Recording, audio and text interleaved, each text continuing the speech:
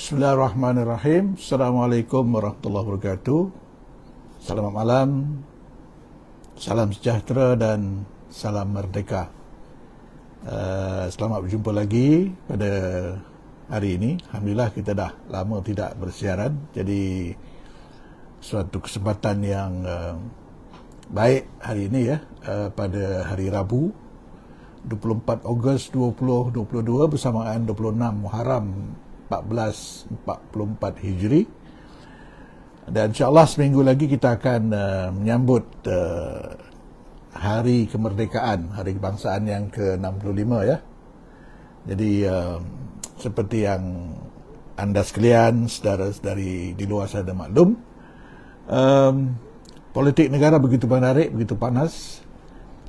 Sekitar sehari selepas rayuan terakhir bekas Perdana Menteri Datuk Seri Muhammad Najib Tun Razak ditolak oleh Mahkamah Persekutuan, mahkamah yang tertinggi di negara kita, dan dengan itu maka proses mahkamah pun telah tamat, dan pelbagai soalan telah pun dibangkitkan, dan dalam keadaan kita mempunyai media sosial begitu meriah hari ini, macam-macam pandangan, macam-macam soalan dan perkongsian telah pun dikemukakan di alam maya ya. Saya baru saja mendengar satu TikTok saudara Sayuti ya, MSO ya. Jadi sudut ataupun sisi yang saya nak sentuh malam ini sudah pasti berbeza daripada apa yang telah pun beliau ulas ya. Jadi sudut politik, sudut pandang yang saya lihat sedikit berbeza. Apapun sebelum itu saya nak sedikit izinkan ya saudara dan saudari sekalian, saya nak buat sedikit gimmick lah. Saya dalam tempoh pandemik ini dapat sedikit sebanyak mencuri masa lah buat buku ni, dan mungkin ada kaitan ataupun agak relevan dengan isu yang kita bincangkan malam ini. Ya, ini sebuah buku ya, saya dapat menyiapkan sebahagian besar, mungkin separuh ada buku manuskrip Cabinet Government in Malaysia ni, Law and Politics, edisi yang ketiga ya. Jadi ini bukan buku politik, ini buku teks untuk pelajar universiti yang ambil undang-undang, sains politik dan sebagainya, dan mungkin rakan-rakan di luar sana yang suka membaca ataupun mauduk ini. Dan sebenarnya ini satu ataupun edisi ketiga kepada sebuah buku yang telah saya terbitkan kali pertama hampir suku abad yang lepas ya, buku yang ini. Jadi ini yang saya terbitkan tahun 99 sewaktu reformasi dahulu. Kemudian edisi kedua tahun 2002, 20 tahun yang lalu. Jadi yang saya tunjukkan tadi kulit ini yang mungkin ini akan diperbaiki sedikit oleh penerbit saya. Ini merupakan kulit untuk edisi yang ketiga. Jadi ada 9 orang Perdana Menteri di situ. Jadi yang menariknya kita tak tahu ataupun siapakah yang akan jadi Perdana Menteri yang ke-10 ya. Jadi kita akan lihat, kita akan analisis kabinet-kabinet ataupun pentadbiran negara kita ini selepas merdeka. Jadi kita sudah ada 9 Perdana Menteri. Jadi kita menunggu Perdana Menteri yang ke-10, dan saya yakin isu politik yang panas ini sedikit sebanyak akan mempengaruhi dan menentukan siapa yang akan menjadi Perdana Menteri yang ke-10 ya, berdasarkan kepada ataupun yang merupakan natijah daripada PRU yang akan datang ya, yang tak lama lagi lah, yang kita tahu telah pun didesak ya.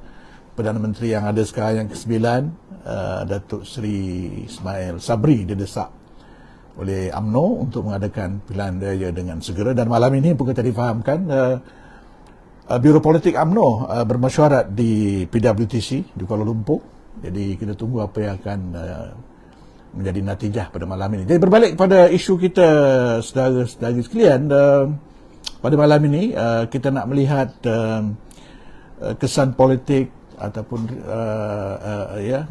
apakah kesan ataupun implikasi kes ini kepada politik kita, negara kita, khususnya dalam kita menunggu ataupun kita dalam rangka kita hendak menghadapi pilihan raya umum yang ke-15, PRN15 ya.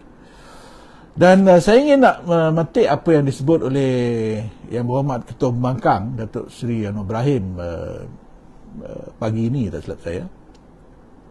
Beliau mengaitkan keputusan yang diberikan oleh Mahkamah Persekutuan, mahkamah yang tertinggi, yang mengesahkan keputusan Mahkamah Dewan, yang juga mengesahkan keputusan Mahkamah Tinggi yang mendapati bahawa bekas Perdana Menteri yang ke-6 itu bersalah, dan dikenakan hukuman penjara dan denda, dan sekarang ada bercakap soal pengampunan dan sebagainya.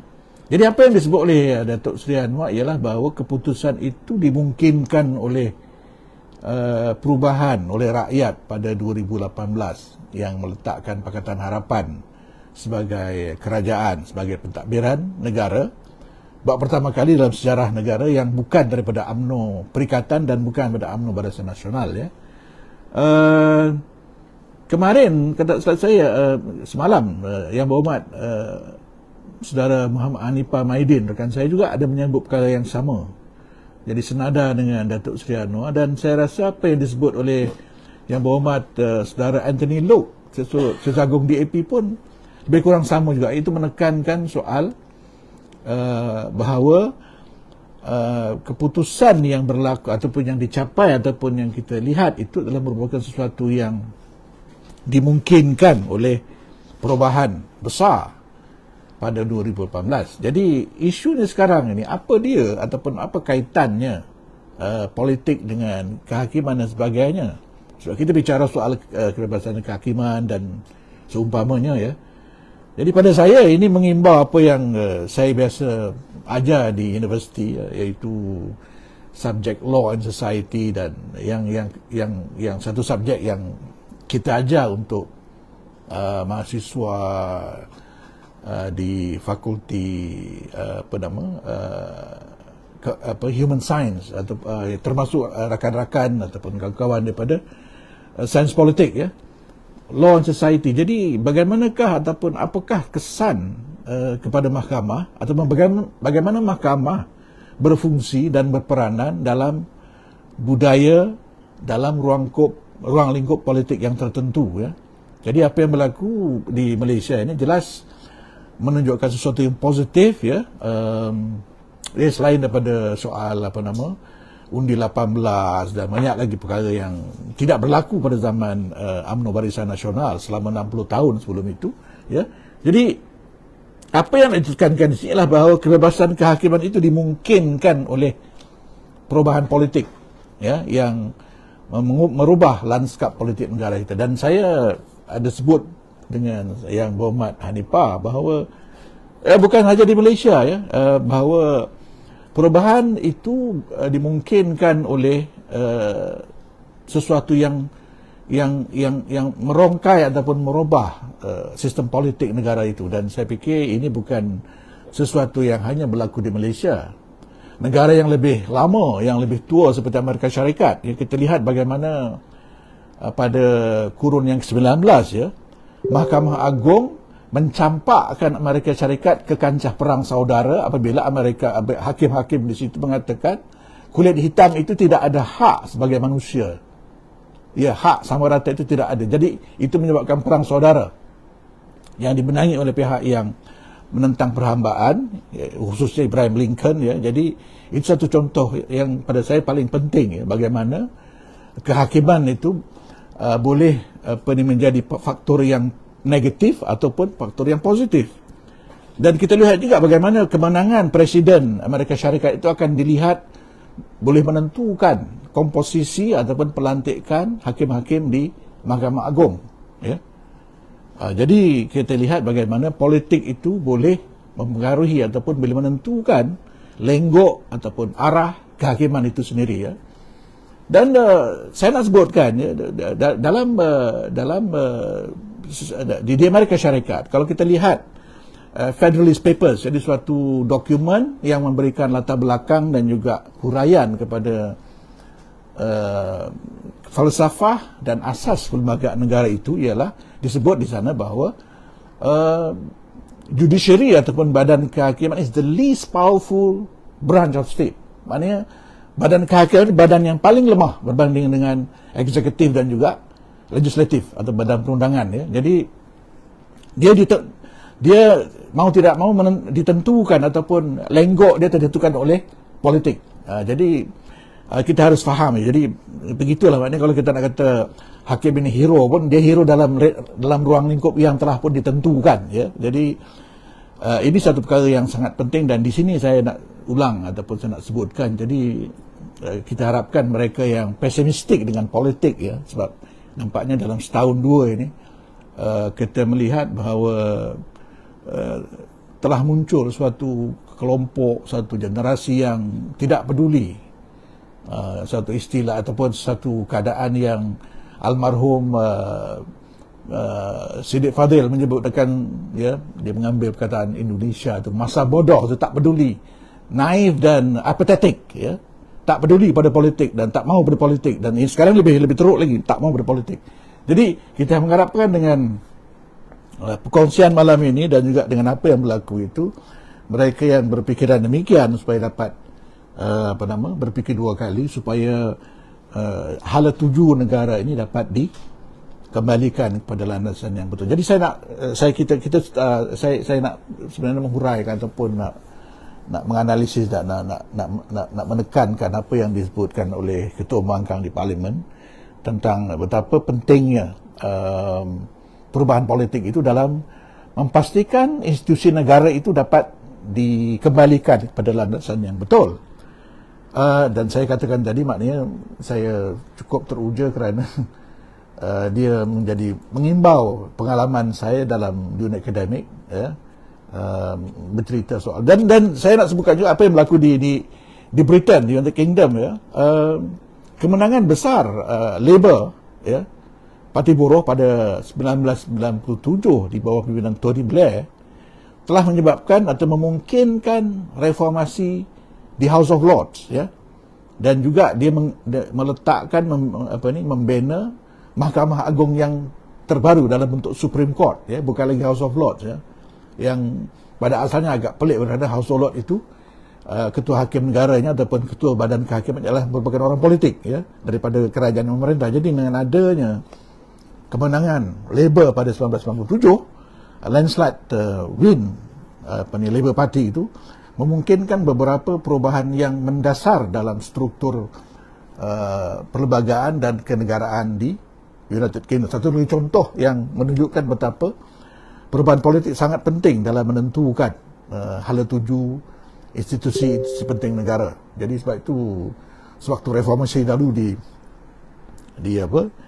jadi slogan penting rakyat hakim negara. Maknanya mereka ini maknanya, dan kita lihat bagaimana dalam kes Najib ini pun, kalau kita perhatikan, kita imbas kembali bagaimana mahkamah sebelum ini dalam kes sebagai contoh MO1, ya, bagaimana penghakiman oleh mahkamah itu menjadi sesuatu yang kita nak dengar pun nak muntah, kan. Tak usah sebutlah penghakiman zaman Datuk Seri Anwar Ibrahim dipenjarakan, dipukul sebagainya, itu kita semua sudah tahulah, ya.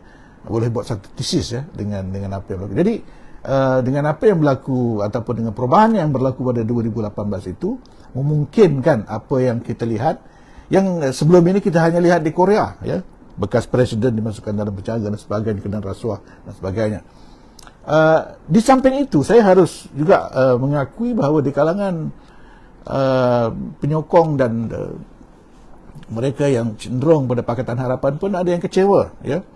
Kenapa bosku ini berkeliaran dan masih lagi tak ditangkap, tak dipenjarakan? Oleh kerana kita harus sedar bahawa kita committed, Pakatan Harapan committed dengan rule of law ataupun kedaulatan undang-undang. Kita tak campak orang masuk penjara macam itu saja. Jadi apa yang berlaku di zaman Tun Mahathir menangani Datuk Seri Anwar itu tidak berlaku dalam Pakatan Harapan, ya.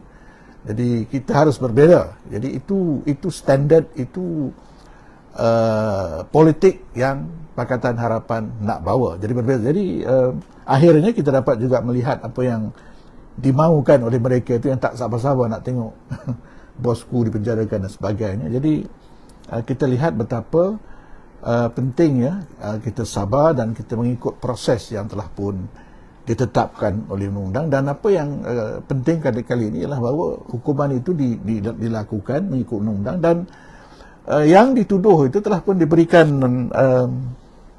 ruang dan peluang dan tidak dinafikan hak dia. Jadi ini satu perkara yang saya fikir sangat penting, selain daripada beberapa bentuk reformasi yang telah pun diperkenalkan oleh Pakatan Harapan, dahulu Pakatan Rakyat, dulu di Selangor, di Pulau Pinang, dan akhirnya di peringkat persekutuan apabila Pakatan Harapan menang pada 2018 ya. Dalam soal apa yang berlaku selepas ini, apa yang mungkin berlaku selepas ini ya. Jadi kita telah membaca komen daripada bekas Peguam Negara Tan Sri Abu Talib Osman bahawa proses pengampunan itu boleh berlaku mengikut norma dan juga prosedur yang tertentu. Cuma saya ingin nak menyebutkan bahawa apa yang disebutkan ataupun apa yang disifatkan kuasa pengampunan itu sebagai high prerogative of mercy oleh Yang di-Pertuan Agong ya. Dan seperti yang kita tahu, Yang di-Pertuan Agong ada ruang dan peranan dalam melaksanakan fungsi sebagai raja dalam mempertimbangkan ya permohonan pengampunan oleh Datuk Seri Muhammad Najib ya. Dan yang menarik itu sudah ada pihak yang membuat petition supaya jangan diampunkan. Itu hak masing-masing lah. Tapi bagi saya, Yang di-Pertuan Agong ada peranan dia, dan dia ada ruang yang tertentu yang baginda boleh mainkan. Dan kita harus ingat ya, di Malaysia ini kita ada Majlis Raja-Raja ya. Jadi walaupun secara spesifik, secara khusus Majlis Raja-Raja tidak ada peranan ataupun kuasa dalam isu ini, tetapi seperti yang kita telah pun lihat dalam beberapa insiden sebelum ini, dalam isu darurat dan sebagainya, Yang di-Pertuan Agong berbincang dengan 8 orang Raja-Raja Melayu yang lain. Ya, jadi ini satu perkara yang saya fikir kita juga harus beri ruang, dan ini bukan soal dendam, bukan soal emosi, tapi kita harus ingat apakah falsafah dan tujuan kuasa pengampunan itu diadakan in the first place ya. Jadi kita tidak boleh main hentam gitu saja. Dan kita sudah ada duluan, ada presiden ya, termasuk apa yang berlaku kepada Datuk Mokhtar Hashim dahulu, Datuk Harun Idris dan Datuk Seri Anwar Ibrahim sendiri ya. Jadi perkara ini harus dilakukan mengikut undang-undang, dan seperti yang saya katakan tadi, Yang di-Pertuan Agong ada ruang yang tertentu, dan baginda bukan menjadi satu alat dan sebagainya. Dan kita harus ingat ya, walaupun Yang di-Pertuan Agong adalah seorang raja berperlembagaan, tetapi ada ruang tertentu ya. Sebab kalau baginda hanya menjalankan peranan untuk menjadi ataupun untuk mendengar signal daripada kerajaan, tidak ada gunanya proses pengampunan itu sendiri. Jadi kita harus memberi ruang dan menerima bahawa ini satu perkara yang subjektif, yang politikal, yang saya diberitahu dengan beberapa orang kawan bahawa apapun bentuk keputusan yang dibuat nanti, dia akan mempunyai kesan politik, dan rakyat berhak untuk menerima, menolak dan sebagainya melalui signal yang mereka berikan dalam pilihan raya sebagai contoh ya. Dan ini satu perkara yang saya fikir dalam dunia demokrasi sekarang satu perkara yang wajar ya. Jadi setiap kuasa itu ada batasan dia dan ada kesan yang harus ditanggung siapapun yang menjalankan kuasa itu. Dan ada juga yang membangkitkannya, bertanya soal kes-kes yang lain.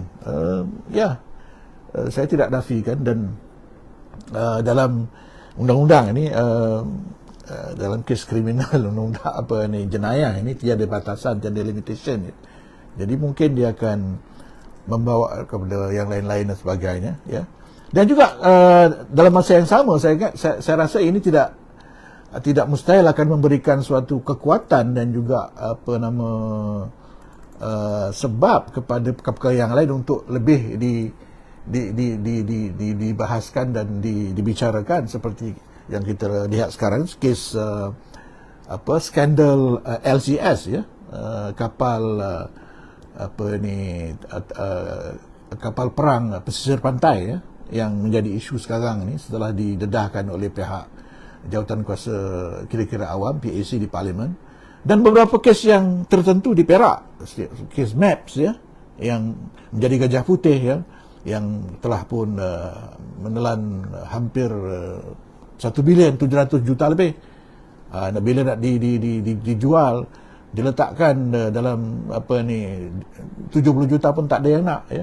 Soal penjualan tanah, lapangan terbang diseliskan dan sebagainya. Jadi banyak perkara yang dengan adanya perkara ni akan menjadi suatu barangkali kekuatan kepada kes-kes yang lain untuk lebih ditangani dengan telus, dengan baik. Sebab untuk makluman, dalam Dewan Negeri ni ada mereka yang melalak macam Pontianak bila kes MAPS disebut. Saya pun tak tahu mengapa takut sangat nak bincang perkara ni, ya. Begitu juga dengan soal credibility SPRM, oleh kerana perkara seperti ini melibatkan soal siasatan dan sebagainya, dan jadi apa yang berlaku ini mau tidak mau membangkitkan persoalan tentang credibility dan juga authority SPRM itu sendiri, ya. Jadi ini satu perkara penting yang saya fikir mau tidak mau terpaksa ditangani selepas rayuan Datuk Seri Muhammad Najib tamat di Mahkamah Persekutuan. Jadi selepas ini mungkin ada beberapa isu yang yang perlu kita kongsi dan tengok.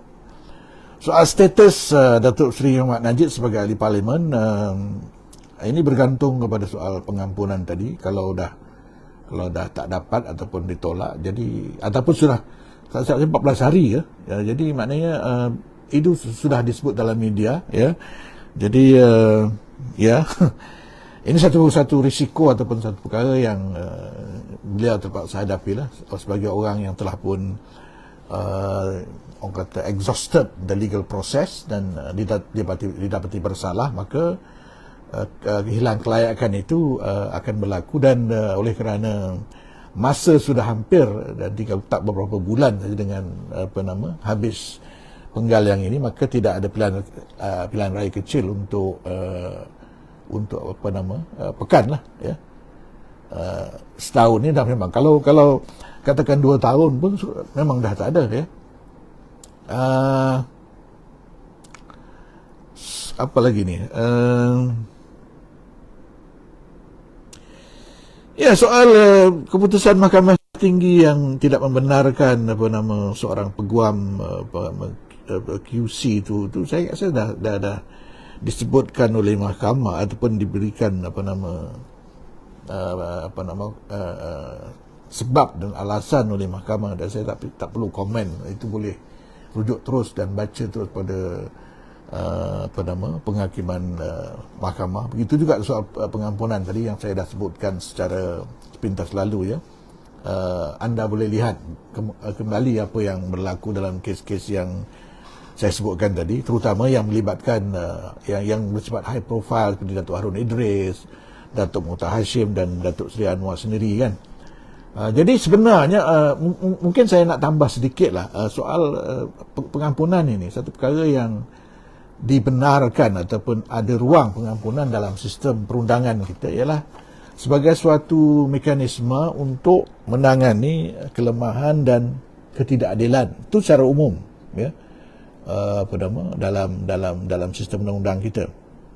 Jadi sebagai contoh lah, oleh kerana kes pun dah lama, sebagai contoh kes Datuk Seri Anwar ataupun Datuk Harun Idris ataupun Datuk Mokhtar sendiri, ada perkara yang barangkali tidak dapat ditangani oleh undang-undang. Jadi dengan kata lain, keadilan ini melebihi ataupun tidak 100% boleh ditangani dengan proses undang-undang, ya.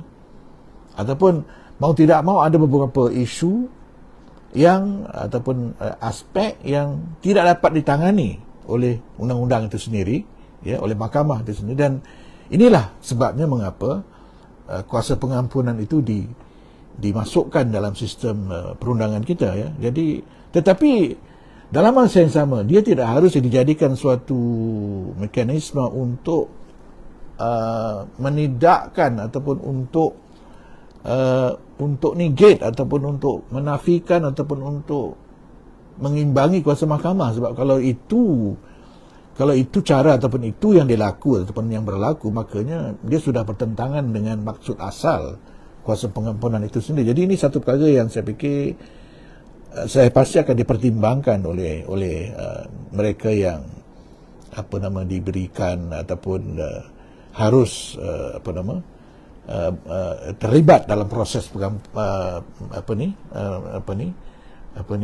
mengadili ataupun dalam proses pengampunan itu, ya.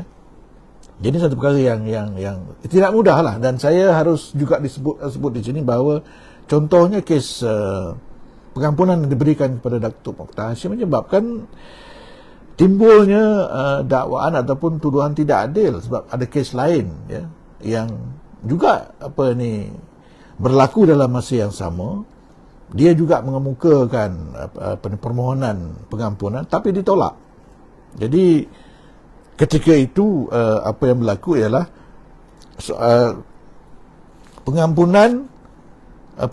permohonan pengampunan yang dikemukakan oleh seorang yang tak silap saya dikenakan hukuman mati, dan kerana memiliki senjata api, dan dia tidak bunuh orang pun, ya, tapi ditolak. Sedangkan kes yang lain yang kebetulan melibatkan seorang bekas menteri yang, ya, kes itu kes bunuh, ya, diberikan. Jadi ini satu perkara yang panas waktu itu tahun pertengahan 80-an, ya, yang menyebabkan peguam itu, kalau tak silap saya, Param Kumaraswamy, dibicarakan atas kesalahan menghasut, sedition, ya. Oleh kerana sudah pastilah apabila latar belakangnya sedemikian, maka timbul cakap-cakap dan kenyataan-kenyataan yang, ya, mau tidak mau dianggap sebagai menghasut. Tetapi beliau telah pun dilepaskanlah, acquitted di mahkamah tinggi, ya. Jadi seperti yang kita maklum, Datuk Param adalah seorang peguam kanan dan terlibat dalam beberapa pertubuhan antarabangsa hak asasi, ya. Jadi beliau yang menangani kes itu. Jadi apa yang saya nak katakan adalah bahawa kes pengampunan ataupun proses pengampunan ini boleh menjadi isu politik. Jadi apa yang saya nak katakan, apa yang saya boleh katakan ialah bahawa kita harus berhati-hati dalam soal ini, dan kita harus tidak meletakkan negara dalam keadaan yang barangkali kita katakan embarrassing lah.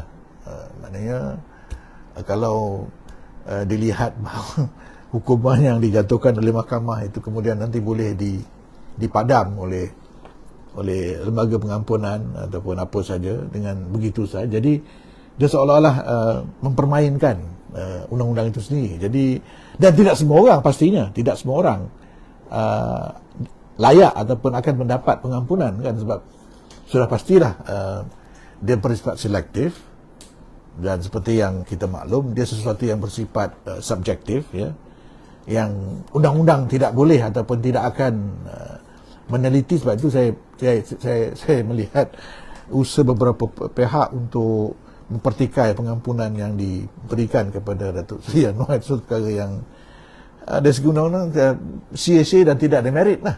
Kerana itu bukan undang-undang lagi lah, ya. Jadi itu yang saya fikir boleh saya katakan dalam soal proses pengampunan yang telah pun mula diperbincangkan sehari dua ini, ya.